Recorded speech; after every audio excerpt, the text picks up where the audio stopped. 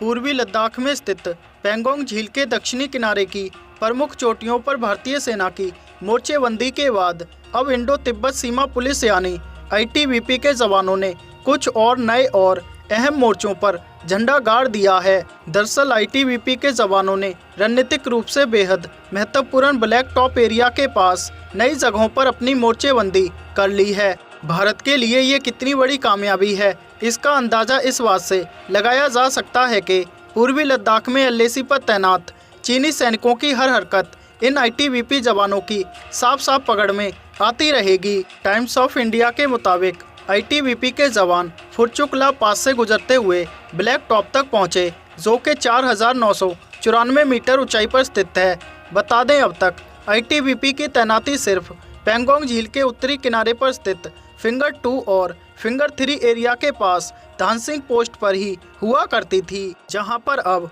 ITBP के जवान डटे हैं। तो वहीं आईटीबीपी के एक सीनियर ऑफिसर ने कहा कि आईटीबीपी के जवान अच्छी खासी संख्या में चुशुल और तारा बॉर्डर आउटपोस्ट के पास तैनात हैं और चंडीगढ़ से अतिरिक्त कंपनियां एयरलिफ्ट की गई हैं। अब ऐसे में कुल मिलाकर देखें तो हेलमेट टॉप, ब्लैक टॉप और येलो बम्पर आर्मी, आईटीबीपी और स्पेशल फ्रंटियर फोर्स यानी एसएसएफ की मोर्चेबंदी हो गई है और उन्हें सभी इन जगहों से सीधे चीन की पीपुल्स लिबरेशन आर्मी के दक्षिणी छोर पर स्थित पोस्ट 4280 जबकि पश्चिमी छोर पर स्थित डिगिंग एरिया और चुती चामला पर चल रही हर गतिविधि साफ साफ दिख रही है। दरअसल चीनी सेना की पोस्टों के ऊपर चोटियां पहले खाली थीं और उन पर किसी का कब्जा नहीं था। अब हमारे सैनिकों ने भारतीय सीमा की किलेबंदी कर दी है। ऐसे में देखा जाए तो पहली बार हम अच्छी खासी संख्या में